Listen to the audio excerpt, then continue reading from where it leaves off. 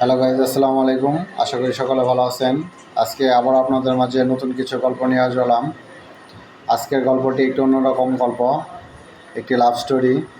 আজকের গল্পটির নাম হচ্ছে আবার প্রেম। সো গাইজ, গল্পটি অনেক সুন্দর, তাই ভিডিওটি স্কিপ অথবা কেটে না দিয়ে সম্পূর্ণ গল্পটি শোনার চেষ্টা করুন। আশা করি আপনাদের সবারই ভালো লেগে যাবে। আজকের গল্পটি হচ্ছে আবার প্রেম। সকাল সকাল আরশির মা পামেলা দেবী ওর রুমের দরজা ঢুকেছেন। পামেলা দেবী, আরশি তাড়াতাড়ি ওঠ, আর কত দেরি পর্যন্ত ঘুমাবি? হ্যাঁ, ঘড়িতে 9টা বাজে। ওর তাড়াতাড়ি, কিন্তু ভেতর থেকে কোনো সাড়া না পেয়ে ওনার মনে সন্দেহ হয়।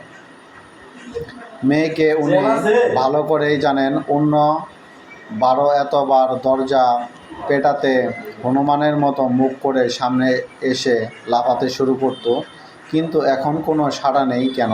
তাহলে কি আবার? শেষ পর্যন্ত রুমের চাবি দিয়ে তিনি দরজা খোলেন এবং হ্যাঁ, ওনার ধারণা একদম ঠিক। ভিতরে আরশি তো দূরের কথা, ওর একটা চুল পর্যন্ত নেই। মানে আবার নির্ঘাত জানালা টপকে পালিয়েছে এই মেয়ে। আবার কি নতুন কাণ্ড করে বসবে? পামেলা দেবী মাথায় হাত রেখে জানালার কাছে আসেন। লম্বা লম্বা করে শাড়ি ঝুলছে নিচ পর্যন্ত। শাড়িটা আবার পামেলা দেবীর নিজের। পামেলা দেবী, ওগো শুনছো? দেখো তোমার মেয়ের কাণ্ড, এসে দেখে যাও। আবার পালিয়েছে জানালা দিয়ে। মানে নিজের বাড়িতে থেকেই কে এরকম চোরের মতো কাজ করে? এসে দেখে যাও এই মেয়ের, তাই নাকি কিছুদিন পর বিয়ে হবে। শ্বশুর বাড়ি গিয়ে এরকম করলে আমাদের কি সম্মান বলে কিছু থাকবে?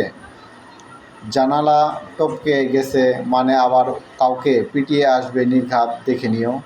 কি দোষ যে করেছিলাম আমি, যে মেয়ে এমন করে বড় হলো শেষ পর্যন্ত।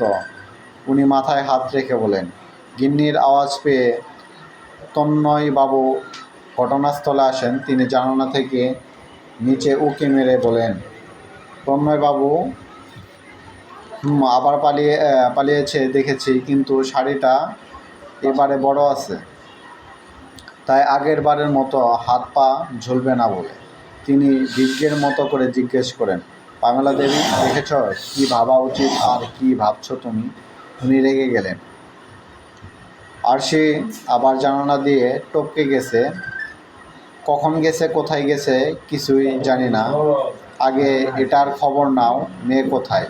পরে দেখা যাবে ওর লেগেছে কি না। এমনিতেই যা মেয়ে, ওই লাগাতে ওর কিছু হবে না। কিন্তু কোথায় গেছে আমার তো সেইভাবেই ঘাম ঝরছে।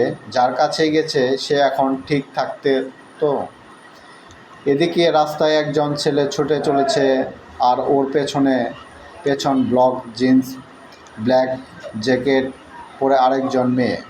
কিন্তু মেয়েটা স্পিড বেশি মনে হচ্ছে, তাই কিছুটা যেতে ছেলেটাকে ঝাপটে ধরে। এই মেয়েটাকে নিশ্চয় বুঝিয়ে বলার দরকার নেই। অর্শি, আর কত দৌড়াবি? হ্যাঁ, তোর সাহস তো কম নয়। আমার নামে দোষ চাপার আগে 1000বার ভাবতে হতো, যেটা তোর এই ক্ষুদ্র মস্তিষ্ক একবারও ভাবেনি। তাই এরপর সত্যি বল, আমার নামে কেন বদনাম দিলি? সো গাইস, তাহলে তো গল্পটা আপনারা শুনতেই পাচ্ছেন, অনেক সুন্দর একটি গল্প। এবং এর পরবর্তীতে আপনারা কী ধরনের লাভ স্টোরি পেতে চান তা কমেন্ট বক্সে কমেন্ট করে আপনারা জানাতে পারেন। আজকের ভিডিওটি এবং সকলে ভালো থাকবেন, সুস্থ থাকবেন। আসসালামু আলাইকুম।